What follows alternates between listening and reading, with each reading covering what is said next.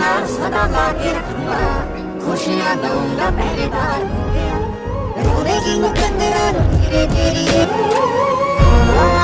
दिन ऐसी जगह पे फंस जाएं जहां से बच निकलना तो बहुत दूर की बात, बल्कि आपके जिंदा रहने के लिए भी आपको 4 बार सोचना पड़े। आपके पास कोई रेस्क्यू टीम नहीं आ पाए, ना ही आपके पास जिंदा रहने की कोई वजह बचे, और आखिरी चीज, आपके पास बच निकलने के लिए ना तो कोई ऑप्शन हो, ना खाने के लिए खाना हो, ना पीने के लिए पानी हो, लेकिन सिर्फ और सिर्फ एक उम्मीद हो कि शायद आप बच सकें। सोच के भी ये बहुत ज्यादा हॉरिबल लगता है दोस्तों। सोचिए अगर हमको कभी ये दिन देखना पड़े तो उस समय हम क्या करें। या तो हम हमारी जीने की इच्छा ही छोड़ दें, या फिर एक आखिरी उम्मीद के साथ में कि अगर इस गॉड ने हमें बनाया है तो शायद हमें जिंदा रखने के लिए भी कोई रास्ता छोड़ा होगा। बस इसी चीज को सोचते हुए गाइस, आज मैं आप सभी लोगों के सामने ले आई हूँ एक ऐसी स्टोरी जिसके अंदर एक लड़के को जिंदा भी रहना है, जिसके पास ना तो कोई वजह थी जीने की, लेकिन फिर भी वो कुछ चीजें सोच के मोटिवेट होके उसने अपना आस नहीं छोड़ी, बल्कि उसने खुद को जिंदा रखा। तो चलिए गाइस, मैं आपको बिना प्रतीक्षा कराए ले चलती हूँ आज की मूवी यानी कि लाइफ ऑफ पाई की स्टोरी में। ये मूवी आई थी 2012 के अंदर, जो कि एक एडवेंचर मूवी थी। कहानी की शुरुआत में हमें खूब सारे जानवर दिखाए जाते हैं। ये जानवर एक जू में है, और ये जू किसका है इसके बारे में मैं आपको आगे बताती हूँ। उसके बाद हम सभी के फेवरेट लेजेंडरी इरफान खान जी दिखाए जाते हैं। हम सभी जानते हैं कि वो अब इस दुनिया में नहीं है। मैं होप करती हूँ कि वो जहाँ भी हो बहुत अच्छी तरीके से हो। इरफान खान के पास में एक राइटर आते हैं, और उन्हें भेजा गया था इरफान खान के मामा जी के थ्रू। वो बताते हैं कि इरफान खान के पास एक ऐसी स्टोरी है जिसके ऊपर बिलीव करना तो एक अनबिलीवेबल चीज है, लेकिन अगर आप बिलीव करेंगे तो हो सकता है कि आपको गॉड के ऊपर पहले से ज्यादा विश्वास हो। उस राइटर के पास में पिछले 2 साल से कोई अच्छी स्टोरी नहीं थी, और अब उसके पास में एक ऐसा सोर्स था जिसके ऊपर विश्वास करना तो उसकी बस की बात नहीं थी, लेकिन वो इस चीज को सुनना जरूर चाहता था। इरफान खान अपनी स्टोरी स्टार्ट करते हैं। वो बताते हैं कि उसके मुंह बोले मामा जी को स्विमिंग पूल्स का बहुत ज्यादा शौक था। लोग कहीं भी घूमने जाते हैं तो वो अलग अलग चीजें इकट्ठी करते हैं, लेकिन उनके मामा जी जो कि स्विमिंग पूल और पानी के दीवाने थे, तो उन्होंने इस बच्चे का नाम एक फ्रेंच स्विमिंग पूल से इंस्पायर होकर रखा था। इरफान बताते हैं कि उन्हें नाम मिला था पिसाइन पटेल, लेकिन इंडियन लैंग्वेज में उसे पिसिंग नाम दे दिया गया। आप सभी इसका मतलब जानते ही होंगे। जब इरफान बच्चे थे तो स्कूल में उन्हें काफी ज्यादा चिढ़ाया जाता था इस नाम से। इसी कारण उन्होंने खुद को ही एक नया नाम दे दिया था, जो कि था पाई। वो स्कूल में सभी के सामने पाई का फॉर्मूला एक्सप्लेन करते हैं। उस शानदार एक्सप्लेनेशन के कारण अब सभी लोग उन्हें पाई कहने लगे थे। पाई और उनकी फैमिली इंडिया की पौंडीचेरी में रहती थी। पौंडीचेरी शहर का एक हिस्सा बिल्कुल कनाडा के जैसा लगता था। वहाँ इतने ज्यादा फॉरेनर्स थे कि मानो वो हिस्सा शहर का कनाडा ही लगा करता था। इरफान बताते हैं कि उनकी माँ काफी ज्यादा आस्तिक थी। सबसे पहले इरफान ने अगर गॉड में विश्वास किया तो पहले उनका विश्वास विष्णु पे बना। जैसा कि उनकी माँ ने उन्हें बताया था कि हमारे देवता कृष्ण और विष्णु और गणेश बहुत सारे हैं। इरफान बताते हैं कि बचपन के अंदर उन्हें पता नहीं था कि उनका धर्म कौन सा है।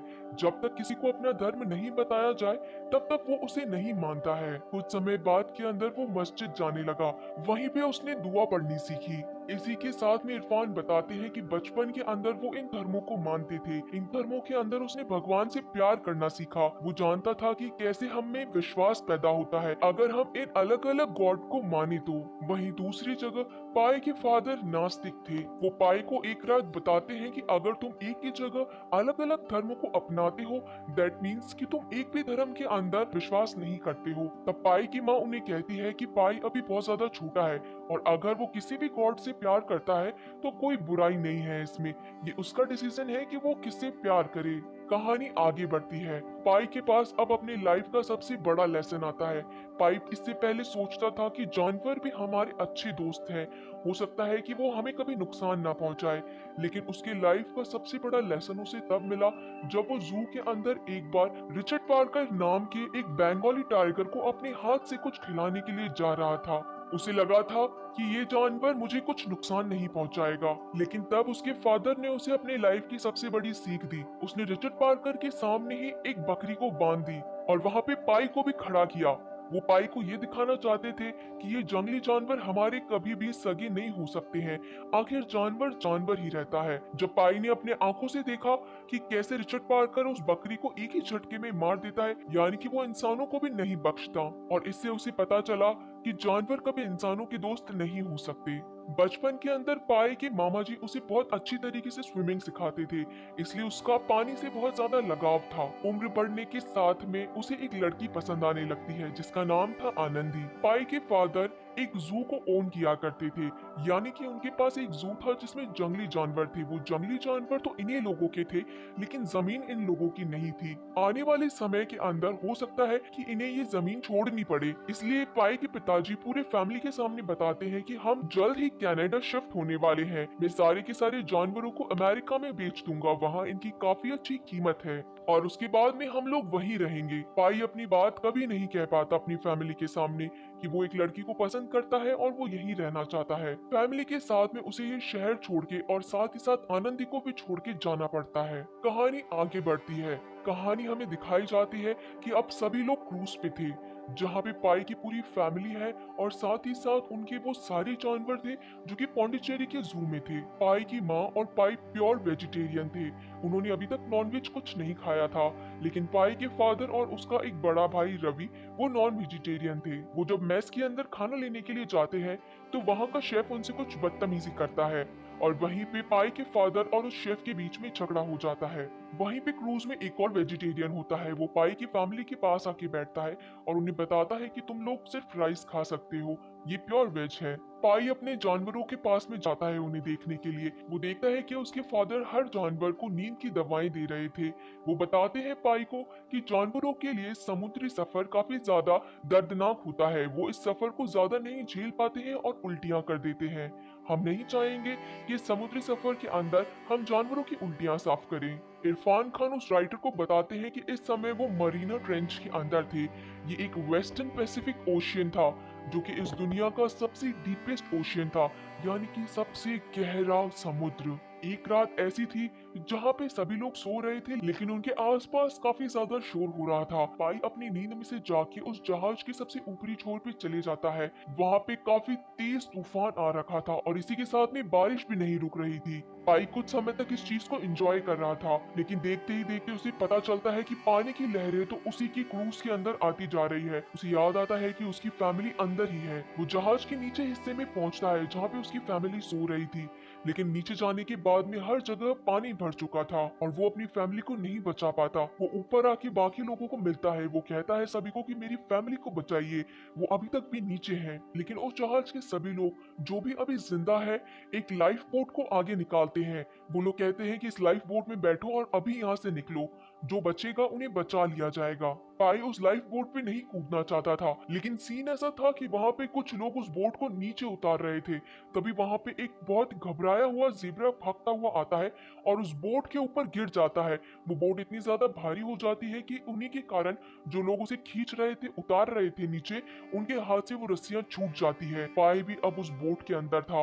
उस बोट के अंदर दूसरा कोई भी इंसान नहीं था। पाई उस लाइफ बोट से नीचे कूदता है और उस मेन शिप को ढूंढने की कोशिश करता है गहरे समुद्र के बीच में, लेकिन वो देखता है कि वो इतना बड़ा शिप सिर्फ और सिर्फ जगमगाती हुई लाइटों से डूबता ही जा रहा था। उस शिप के अंदर एक भी इंसान नहीं बचा था। रोते हुए पाई के पास कोई दूसरा ऑप्शन नहीं था उस लाइफ बोट पे चढ़ने के अलावा। अंधेरे के अंदर वो देखता है कि वहां पे और कोई भी है जो पानी के अंदर बचने की कोशिश कर रहा है। पाई जब उसे बचाने जाता है तो उसे पता चलता है कि वो और कोई नहीं बल्कि रिचर्ड पार्कर था, यानी कि एक बंगाल टाइगर, और जो कि अब इस बोट पे आ चुका था। अगली सुबह पाई उस बोट पे चढ़ता है।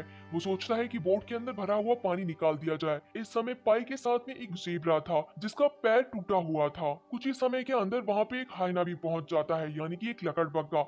अब आप सभी जानते हैं कि लकड़बग्गा एक मांसाहारी जानवर है, लेकिन पाई को समझ में आता है कि अभी भी ये बेहोशी की हालत में है। और उसी के बाद में वो एक चिंपैंजी को देखता है, वो भी अब उस बोट पे सवार हो जाता है। उस चिंपैंजी का नाम ऑरेंज था। अब वो लकड़बग्गा अपनी भूख पे कंट्रोल नहीं कर पाता है और वो उस जेब्रा के ऊपर अटैक कर देता है। पाई उन्हें बचाने की काफी ज्यादा कोशिश करता है, लेकिन फिर भी वो लकड़बग्गा उस जेब्रा को मार डालता है। ज़ेब्रा को मारने के बाद वो लकड़बग्गा अभी भी भूखा ही था और अब वो चिंपैंजी के ऊपर अटैक करता है। पाई ये बिल्कुल भी नहीं चाहता था कि चिंपैंजी इसके हाथों मारा जाए। वो कोशिश करता है कि वो लकड़बग्गे को मार दे, लेकिन इससे पहले ही चिंपैंजी और उस लकड़बग्गे में एक फाइट होती है। चिंपैंजी खुद को बचाने की काफी ज्यादा कोशिश करता है, लेकिन आखिरकार वो लकड़बग्गा उस चिंपैंजी को भी मार ही देता है। इस समय कहानी के बीच हमें पता चलता है कि उस लाइफ बोट के अंदर तो रिचर्ड पार्कर भी सवार था, यानी कि वो उस बोट के अंदर ही छुपा हुआ था और अब रिचर्ड पार्कर उस लकड़बग्गे को भी मार देता है। ये चीज देखते ही पाई पानी के अंदर कूद जाता है खुद को बचाने के लिए। इस समय पाई को अलग हुए काफी दिन हो चुके थे, उसकी हालत काफी ज्यादा खराब हो चुकी थी। उसके पास बचने का कोई मौका नहीं था, ना ही कोई रेस्क्यू टीम वहां पे पहुंची थी। इस समय वो बोट के अंदर एक बंगाल टाइगर के साथ में था। उस बोट के अंदर उसे कुछ खाने की चीजें तो मिल जाती है, साथ ही साथ थोड़े बहुत पानी के कैन भी मिल जाते हैं, लेकिन वो ज्यादा समय तक चलने वाले नहीं थे। पाई को उस बोट के अंदर एक लाइफ सेविंग बुक भी मिलती है, जिसके अंदर लिखा था कि अगर आप कभी समुद्र के बीच में फंस जाएं तो आपको क्या क्या करना चाहिए। पाई भी अब वही सारी चीजें अपनाने लगा था, यानी कि गाने गाना, खुद के मन को बहलाना, खुद को बिजी रखना और हो सके तो अपनी पुरानी यादों को ताजा करते रहना। एक रात होने पे पाई उस गहरे पानी को देख रहा था। वहां पे वो अपने अतीत के अंदर पहुंच जाता है, जहां तारों के बीच वो अपने परिवार को देखता है। वो देखता है कि कैसे उसकी माँ उसे हमेशा बताती थी कि अपने विश्वास को कभी टूटने मत देना, जब तक तुम जिंदा हो तब तक तुम में उम्मीद रहनी चाहिए कि तुम आगे का सफर भी काट लोगे। पाई के पास में एक बुक थी और इसी के साथ में एक पेंसिल थी। वो पानी के एक कैन के अंदर लिख के भेजता है कि प्लीज मेरी मदद करिए, मैं एक बंगाल टाइगर के साथ में पैसिफिक ओशियन के बीच में फंसा हूँ। पाई को उस किट के अंदर से मैप मिलता है, लेकिन पाई को वो मैप पढ़ना नहीं आता था, इसलिए वो कभी डायरेक्शन नहीं जान पाया। जब तक आपके पास कोई वजह नहीं होती कि आपको जीना है, तब तक आप आगे नहीं बढ़ सकते। पाई के पास इस समय ये वजह थी कि अगर उसने उस भूखे शेर का पेट नहीं भरा तो वो भूखा शेर अपना पेट भर लेगा पाई को खाकर। पाई के पास बिस्किट और पानी था, लेकिन रिचर्ड को खिलाने के लिए उसके पास कुछ भी नहीं था, इसलिए वो अब पानी के अंदर फिशिंग करना स्टार्ट करता है। एक दिन वो रिचर्ड के लिए पीने का पानी भी लेके आता है बाल्टी में। वो ये सोचता है कि ये चीजें ज्यादा दिन तक नहीं चलेगी, मुझे रिचर्ड के साथ में उसे मेंटेन करना सीखना होगा और मैं खुद की रेस्क्यू बोट पे भी आखिर कितने टाइम तक रह सकता हूँ, यानी कि उसे अब मेन बोट पे जाना ही था। एक दिन रिचर्ड पार्कर की भूख अपने आप में से बाहर हो गई थी, इसी कारण वो पानी में कूद गया था मछलियां खाने के लिए। लेकिन जब उसे कोई नहीं मिला तो उसे पाई दिख गया और वो पाई को मारने के लिए पाई की तरफ भाग रहा था। पाई इस समय अपनी जान बचा के वापस से लाइफ बोट पे पहुंच गया था और जो छोटी बोट उसने बना रखी थी वो भी उसने वापस से अपनी बोट पे खींच ली थी। इधर दूसरी तरफ रिचर्ड अपनी जान बचाने के लिए बोट के ऊपर चढ़ने की कोशिश कर रहा था, लेकिन पाई अब इस समय काफी ज्यादा गुस्से में था और वो चाहता था कि इस जानवर को मार दे। लेकिन जब वो रिचर्ड की आंखों में देखता है तो वो ऐसा बिल्कुल नहीं कर पाता है, वो उस जानवर को मार ही नहीं पाता है। आखिर इतने दिनों का सफर उसने उस जंगली जानवर के साथ में ही बिताए थे, इसलिए वो फिर से दूसरी बार मेहनत करता है एक नई बोट बनाने के लिए। बोट को पानी में फेंकता है और रिचर्ड को उसी बोट पे चढ़ाने के लिए कोशिश करता है। एक दिन पाई उस ओशन के अंदर से बहुत बड़ी मछली पकड़ता है। उसके पास दूसरा कोई ऑप्शन नहीं था कि वो उसे मार दे और रिचर्ड को खिला दे। वो नहीं चाहते हुए और रोते हुए उस मछली को मार देता है और रिचर्ड को दे देता है। पाई ने अपनी लाइफ में कभी नहीं सोचा था कि उसका सामना ब्लू व्हेल से होगा।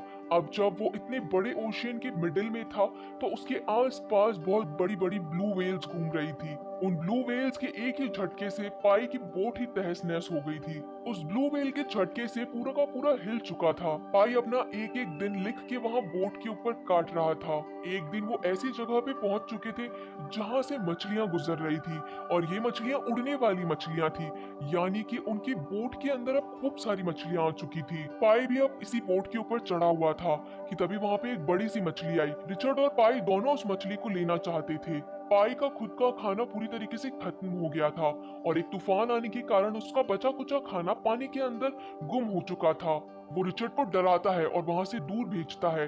वो अपना हक जताता है कि ये मछली अब मेरी है। मजबूरियां इंसान से कुछ भी करा सकती है। पाई एक वेजिटेरियन था, नहीं चाहते हुए भी उसे उस मछली को खाना पड़ा। अब पाई को पता था कि ऐसे तो काम नहीं चलेगा, यानी कि वो दूसरी बोट पे हो पानी के अंदर झूलता हुआ और रिचर्ड इस बोट पे हो। अब इन दोनों को समझना था कि कैसे ये दोनों पानी के अंदर एक साथ रह सके, इसलिए पाई अब उसे ट्रेन करता है। काफी समय निकल चुका था। पाई और रिचर्ड की हालत बहुत ज्यादा खराब होती जा रही थी।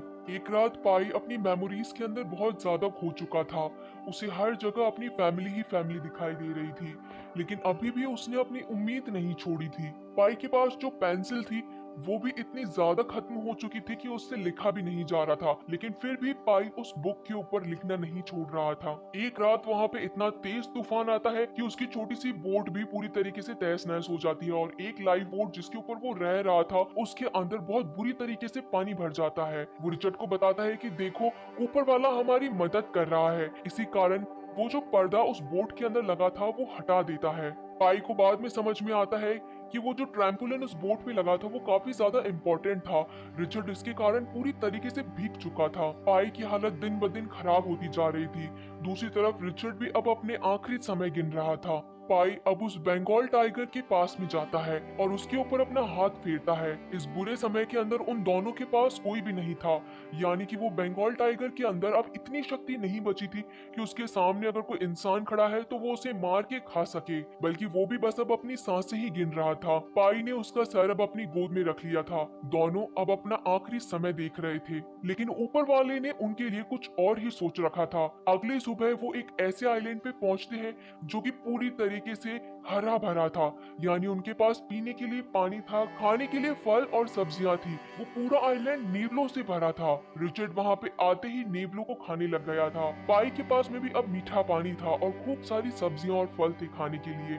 रात होने के बाद पाई को पता चलता है कि इस आइलैंड पे कुछ न कुछ गड़बड़ है। वो देखता है कि सारे के सारे नेवले उस आइलैंड से हटके पेड़ों के ऊपर चढ़ने लगे थे, और वहीं रिचर्ड भी अब उस जगह को छोड़ के बोट पे भाग गया था। रात में वो देखता है कि वो पूरा का पूरा पानी एसिड के अंदर बदल चुका है। उस पानी की मछलियां गलती जा रही थी। वहां पे वो देखता है कि एक पेड़ के ऊपर एक फल था। उस फल के अंदर इंसान का दांत था। हमें दिखाया जाता है कि इरफान खान उस राइटर को बताता है कि वो जो आइलैंड था वो एक आदमखोर आइलैंड था, यानी कि उसके ऊपर अगर कोई भी रहता तो वो इंसान मर ही जाता। यानी कि दिन में वो जितना सुंदर आइलैंड लगता है, रात में वो उतना ही ज्यादा खौफनाक हो जाता है।